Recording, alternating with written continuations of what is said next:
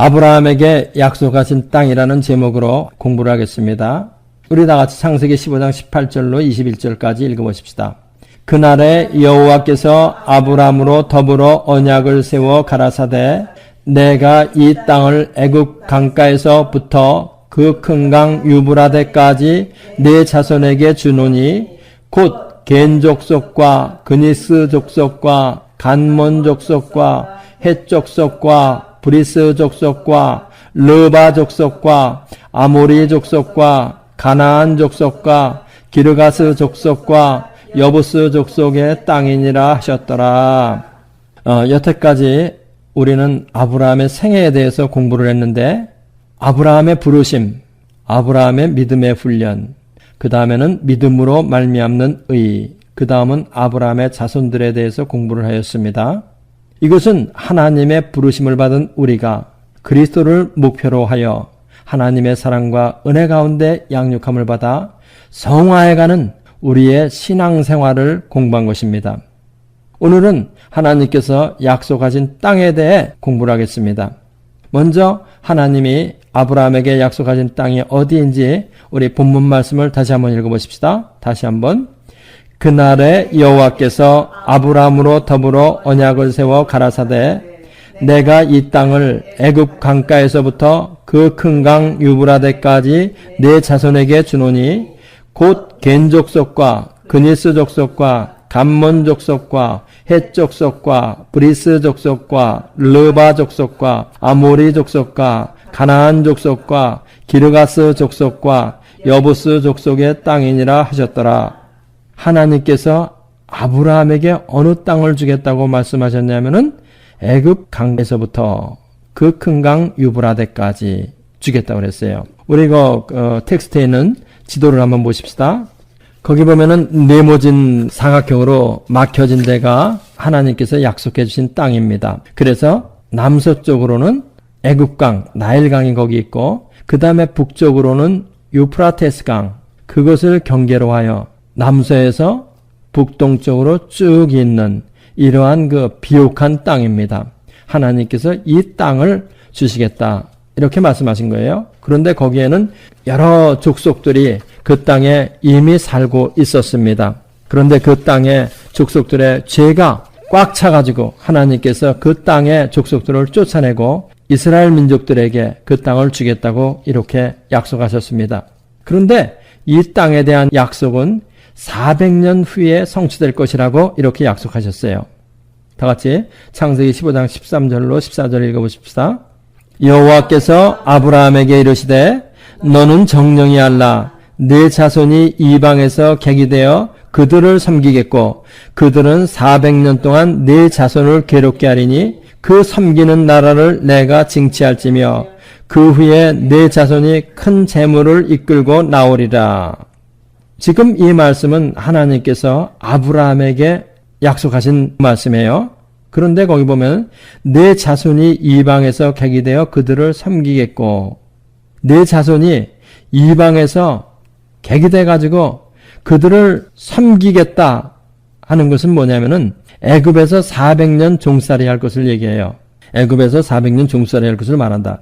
그 다음에 그 섬기는 나라를 내가 징치할지며 그 후에 네 자손이 큰 재물을 이끌고 나오리라. 이 말은 뭐냐면은 400년 종살이를 한 후에 예수님의 피의 모형인 유월절 어린 양의 피로 구속을 받아 종살이에서 해방되어 나올 것이다. 이것을 말하는 거예요.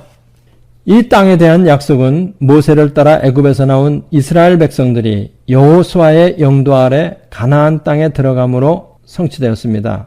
그런데 여호수아는 약속된 땅을 모두 정복하지 못하고 죽었어요. 그러다가 미처 정복되지 못한 땅은 언제 다 회복돼요? 언제 회복돼요? 예, 맞아요. 다윗 왕 때에 와서 모두 다윗 왕국에 복속되었습니다.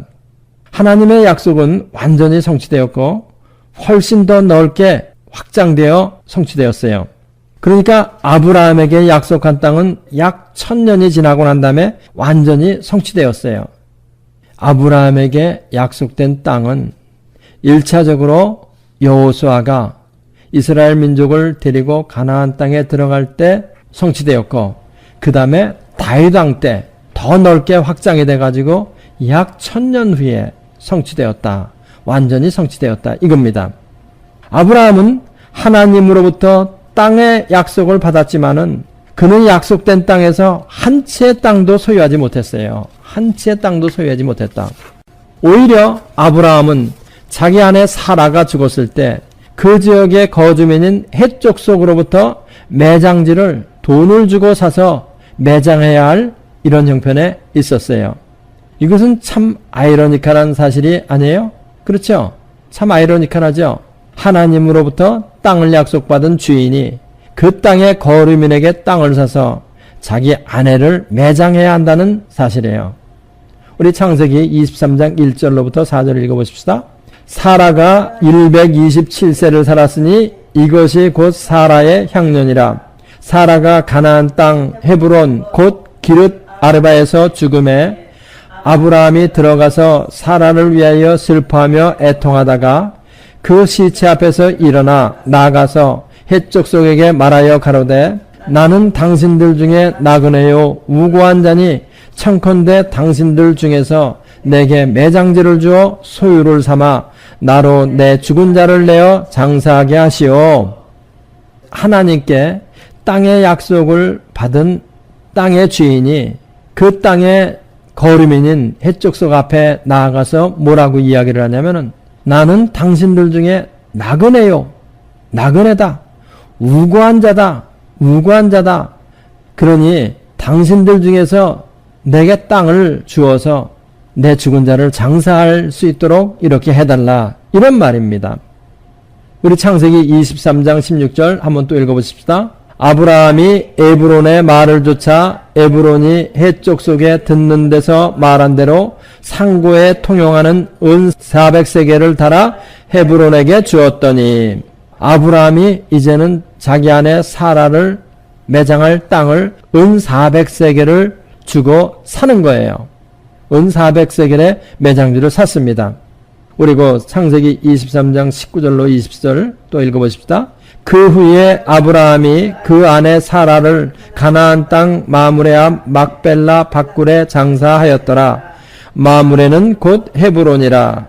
이와 같이 그 밭과 그 속의 굴을 헷 족속이 아브라함의 소유 매장지로 정하였더라. 아브라함의 소유 매장지로 정하였더라. 자기가 묻힐 땅, 그거가 소유가 된 거예요. 소유가 되었다. 참고 내용이 좀 깊은 내용이 있는 것 같죠. 아무것도 소유한 것이 없는데 자기가 죽어서 들어가서 묻힐 그 지역, 그거 하나 소유하게 되었다는 거예요. 이 세상에서. 하나님으로부터 땅을 약속받은 주인이 그 땅의 거류민에게서 땅을 사서 자기 아내를 매장해야 했다는 이 기록은 우리에게 깊고 깊은 영적 교훈을 줍니다. 그리고 나중에 창세기를 또 읽어보면 아브라함과 이삭과 야곱, 사라와 리브가와 레아, 이 사람들이 그 동굴에 묻혀요. 같이 그 동굴에. 그리고 이제 야곱의 12아들은 세겜 땅에 따로 묻혀요. 아브라함은 하나님으로부터 땅을 약속받은 땅의 주인인데 왜?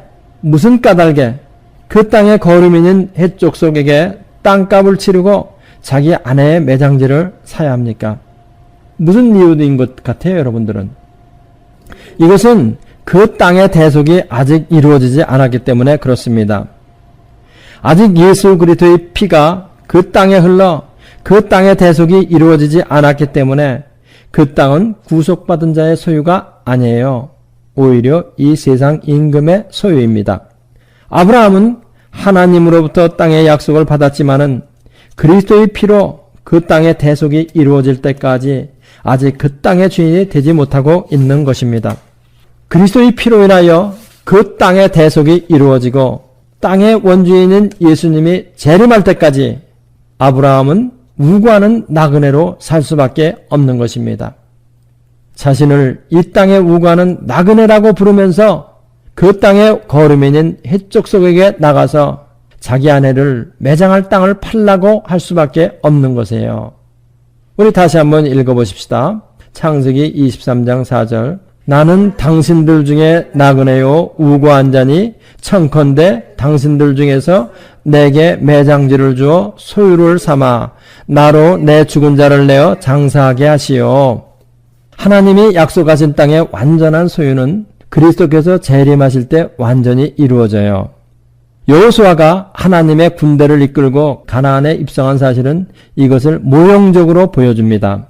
또 구약 성경에서 다윗 왕을 예수님의 모형으로 제시하는 것도 바로 이런 이유 때문에요. 예수님이 재림하실 그때까지 아브라함은 이 세상에 나그네요 우고하는 사람인 것이에요. 이것은 또 우리에게도 마찬가지로 적용됩니다. 그렇죠? 예수님이 재림하실 때까지 우리는 이 세상에 우고자요 나그네예요. 우리의 본향은 하나님이 예수님 안에서 예배 놓으신 신천신지예요. 그때까지는 우리는 이 세상에 우고자요 나그네로 살 수밖에 없다는 것입니다. 예수님은 2000년 전에 오셔서 그의 피로 당신의 땅을 대속했습니다. 이제 재림만 남아 있습니다.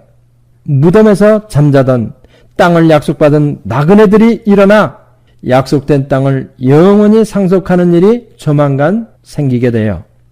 천사장의 호령과 하나님의 나팔 소리로 예수님이 재림할 때 땅은 예수님께 완전히 복속되고 인생을 나그네라고 믿는 자들에 대한 땅에 대한 상속이 이루어지는 사실을 요한사도는 다음과 같이 말했습니다. 요한계시록 22장 1절로부터 한번 읽어보십시다. 또 저가 수정같이 맑은 생명수의 강을 내게 보이니 하나님과 및 어린 양의 보호자로부터 나서 길 가운데로 흐르더라. 강 좌우에 생명나무가 있어 12가지 실과를 맺히되 달마다 그 실과를 맺히고 그 나무 잎사귀들은 만국을 수송하기 위하여 있더라. 다시 저주가 없으며 하나님과 그 어린 양의 보호자가 그 가운데 있으리니 그의 종들이 그를 섬기며 그의 얼굴을 볼 터이요 그의 이름도 저희 이마에 있으리라. 다시 밤이 없겠고 등불과 햇빛이 쓸데없으니 이는 주 하나님이 저희에게 비추심이라. 저희가 세세토록 왕노릇하리로다. 아멘. 다시 밤이 없고 등불과 햇빛이 쓸데없으니 이는 주 하나님이 저희에게 비추심이라. 저희가 세세토록 왕노릇하리로다. 우리 나그네들이 신천신지를 예수님으로부터 상속받고 그 땅에서 영원히 왕노릇하게 되는 것을 묘사해 준 것입니다. 저는 이 공부를 준비를 하면서 아브라함의 세상살이를 한마디로 요약하면 무엇이라고 말할 수 있을까 생각해 봤습니다. 여러분들은 아브라함의 이 세상살이를 무엇이라고 말할 수 있을 것 같아요? 한마디로 딱 요약해서. 또 여러분들의 이 세상살이를 어떻게 요약할 수 있겠어요? 아브라함은 이 땅에서 자신을 우고하는 자요 나그네라고 정의한 거예요. 아브라함이 이 땅에서 사는 자기의 삶을 뭐라고 정의를 했냐? 나는 나그네요 우고한 자다. 이렇게 자기 자신을 설명한 거예요. 창세기 23장 4절 다시 한번 읽어보십시다. 나는 당신들 중에 나그네요 우고한 자니 청컨대 당신들 중에서 내게 매장지를 주어 소유를 삼아 나로 내 죽은 자를 내어 장사하게 하시오. 여기서 아브라함이 뭐라고 얘기했어요? 권사님? 맞아요. 나그네라고 얘기했단 말이에요. 나그네요 우고한 자다. 아브라함은 이 땅 위에서 자신의 삶을 나그네라고 이렇게 정의를 했어요. 그것은 무엇을 의미하느냐? 이곳을 영원한 처소로 생각하지 않았다는 거예요. 이 땅을 그저 여인숙 정도로 생각하고 살았다는 것입니다. 이 땅을 영원히 있을 곳으로 생각하지 않았다. 히브리서 기자는 이것을 다음과 같이 해석해 주었어요. 히브리서 11장 13절로부터 14절까지 이 사람들은 다 믿음을 따라 죽었으며 약속을 받지 못하였으되 그것들을 멀리서 보고 환영하며 또 땅에서는 외국인과 나그네로라 증거하였으니 이같이 말하는 자들은 본향 찾는 것을 나타냄이라. 아멘. 이 사람들은 다 믿음을 따라 죽었으며 약속을 받지 못하였으되, 거기서 약속을 받지 못하였으되 하는 그 말은 뭐냐면은 약속한 것들의 성취를 보지 못했다 하는 이런 뜻이에요.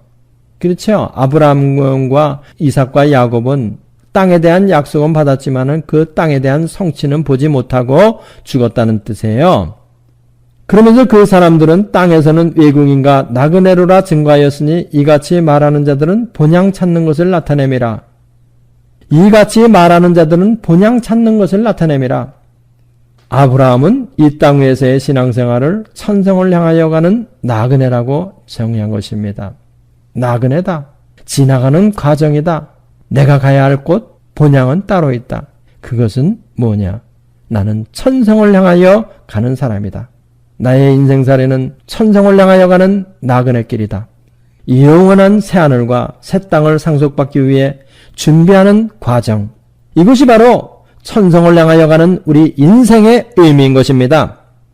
이 사실을 히브리서 기자는 다음과 같은 말로 우리에게 말해주세요. 히브리서 11장 8절로부터 읽어보십시다. 믿음으로 아브라함은 부르심을 받았을 때에 순종하여 장래 기업으로 받을 땅에 나갈새 갈 바를 알지 못하고 나갔으며 믿음으로 저가 일방에 있는 것 같이 약속하신 땅에 우거하여 동일한 약속을 유업으로 함께 받은 이삭과 야곱으로 더불어 장막에 거하였으니 이는 하나님이 경영하시고 지으실 터가 있는 성을 바랐음이라.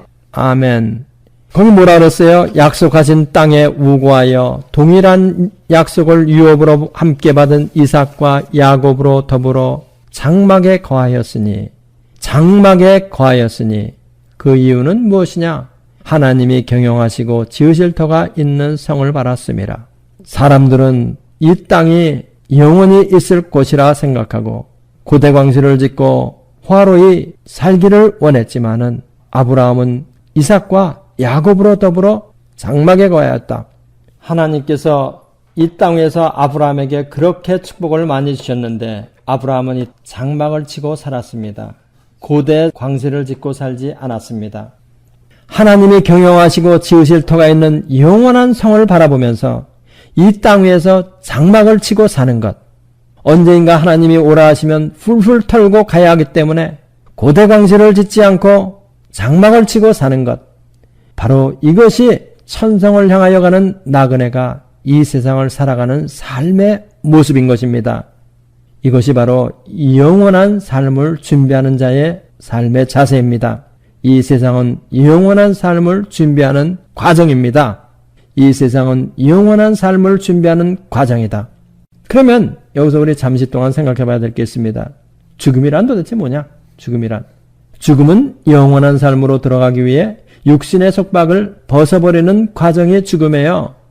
육신은 영원하지 못하기 때문에 영원하지 못한 그것을 벗어버리는 과정, 바로 그것이 육신의 죽음이다. 변화한 몸으로 주님의 재림을 맞이하는 복된 사람들만 제외하곤 이 영원한 삶에 들어가기 위해서는 누구나 이 육신의 속박을 벗어버리는 과정이 필요합니다. 그러나 육신의 죽음으로 모든 것이 끝나는 것이 아니라는 것, 그것을 우리에게 확실하게 해주시고자 하나님께서는 부활하신 예수 그리스도의 영인 성령을 우리에게 주셨어요. 부활하신 예수님의 영인 성령은 우리 몸의 부활의 확증이며 보증이에요. 우리 이것을 잘 알아야 됩니다. 우리에게 하나님께서 성령을 주셨는데 그 성령은 누구의 영이야? 부활하신 예수 그리스도의 영이다. 부활하신 예수 그리스도의 영을 우리에게 주신 것은 너희에게도 곧 몸의 부활이 있다. 이것에 대한 확증이며 보증으로 우리에게 성령을 주셨다는 것입니다. 고린도후서 5장 5절 읽어보십시다. 곧 이것을 우리에게 이루게 하시고 보증으로 성령을 우리에게 주신 이는 하나님이시니라. 아멘. 우리에게 왜 성령이 와 계신지 확실히 아시겠죠? 왜 성령을 우리에게 주셨느냐? 부활에 대한 보증으로. 예수님이 부활하신 것처럼 너희도 부활한다. 이 확증과 보증으로 성령을 줬다는 거예요. 아브라함의 손자 야곱도 부활의 소망에 넘쳐서 아브라함과 같이 나그네라고 고백을 해요. 창세기 47장 9절로 10절 우리 읽어보십시다. 야곱이 바로에게 고하되 내 나그네 길의 세월이 130년이니이다. 나의 연세가 얼마 못되니 우리 조상의 나그네 길의 세월에 미치지 못하나 험악한 세월을 보내었나이다 하고 야곱이 바로에게 축복하고 그 앞에서 나오니라. 지금 우리가 읽은 이 구절은 가나안 땅에 기근이 들어서 야곱과 야곱의 12 아들이 애굽으로 이주하였을 때 그 야곱이 애굽 왕 바로 앞에서 한 말이에요. 야곱은 자기를 뭐라 그래요? 여기서 뭐라 그랬어요? 자기를? 야곱도 자기를 나그네다. 나는 나그네다. 이렇게 얘기하는 거예요. 내 나그네 길의 세월이 130년이다. 나의 연세가 우리 조상의 나그네 길에 미치지 못한다. 야곱은 자기 조부 아브라함처럼 자기의 인생길을 나그네로 표현하였어요. 내 나그네 길의 세월이 130년이다. 우리 조상의 나그네 길의 세월에 미치지 못하지만은 험악한 세월을 보냈다고 자기 자서전을 말하고 있는 것입니다. 야곱은 우리의 인생은 천성을 향하여 가는 나그네 길이다. 이렇게 고백한 겁니다. 우리 인생은 영원한 장막을 바라보며 하나님이 지으시고 경영하시는 영원한 성을 바라보며 나아가는 나그네 길이다. 우리의 인생은 바로 이런 거예요. 아브라함과 이삭과 야곱이 우리에게 말하고 싶은 것도 바로 이것입니다. 하나님께서 잠시 동안 허락해 준 것, 그것조차도 내 것이 아니다. 그것은 잠시 잠깐 육신을 지탱하기 위한 것이고 영원한 것이 너희에겐 있다. 그러니 너희는 그것을 바라보면서 이 땅을 우고하는 자요 나그네로 살아가라. 그래서 아브라함은 자기 자신을 고백하기를 창세기 23장 4절에서는 나는 당신들 중에 나그네요 우고한 자라고 고백했고, 야곱은 내 나그네 길의 세월이 130년이라고 이렇게 고백한 거예요. 여러분들은 지금 어떻게 살고 있습니까? 천성을 향하여 가는 순례자로 살고 있어요? 아니면 이 땅이 영원한 곳이라고 생각하고 살고 있어요? 아브라함은 이 세상의 지배자가 있는 그런 지역에 나그네로 들어가서 그들 속에서 장막을 치고 살았습니다. 하나님께서 오라 하면 언제 곧 떠나야 할 나그네 인생이었기 때문에, 또 예수님이 재림하실 때까지는 나그네로 살 수밖에 없기 때문에, 예수님이 재림할 때까지는 나그네로 살 수밖에 없기 때문에 그 땅에서 장막을 치고 살았습니다. 이 땅 위에서 영원히 살 것처럼 고대광실을 짓고 살지 않았어요. 히브리서 11장 9절로 10절 우리 읽어보십시다. 믿음으로 저가 외방에 있는 것 같이 약속하신 땅에 우거하여 동일한 약속을 유업으로 함께 받은 이삭과 야곱으로 더불어 장막에 거하였으니 이는 하나님이 경영하시고 지으실 터가 있는 성을 바랐습니다. 하나님이 경영하시고 지으실 터가 있는 성을 바라면서 장막을 치고 이 세상에 사는 것, 바로 그것이 성도가 이 세상을 살아가는 인생 철학인 것입니다. 그러므로 성도 여러분, 하나님이 아브라함에게 하신 땅에 대한 약속은 예수 그리스도의 십자가에서 흘린 피와 재림을 통해서 우리에게 완전히 성취됩니다. 우리는 이것을 믿음으로 받아들이고 재림을 준비하며 이 땅에서는 나그네요 우고한 자로서 영원한 신천신지를 바라며 살아가는 그러한 삶을 살아야 되겠습니다. 다 같이 기도하십시다. 할렐루야. 우리 아버지 하나님 감사합니다. 성경은 우리에게 어떻게 살아야 할 것인가, 이 땅 위에서 어떻게 살아야 할 것인가, 그거에 대해서까지도 자세하게 이렇게 말해주고 있습니다. 하나님 아버지, 우리가 내세의 소망을 가지고 영원한 신천시지의 소망을 확실하게 마음속에 가지고 이 땅에서는 진실로 나그네요 우고한 자로서 삶을 살아갈 수 있도록 축복하여 주시기를 주님 바라고 원합니다. 그것을 확실하게 하시고자 부활하신 예수 그리스도의 영인 성령을 주신 하나님의 뜻을 잘 깨달아 이 땅 위에서 흔들리지 아니하는 확신 있는 삶을 살아갈 수 있도록 성령께서 우리 각 사람의 마음을 강하게 붙잡아 주옵소서. 믿습니다. 예수님의 이름으로 기도하옵나이다.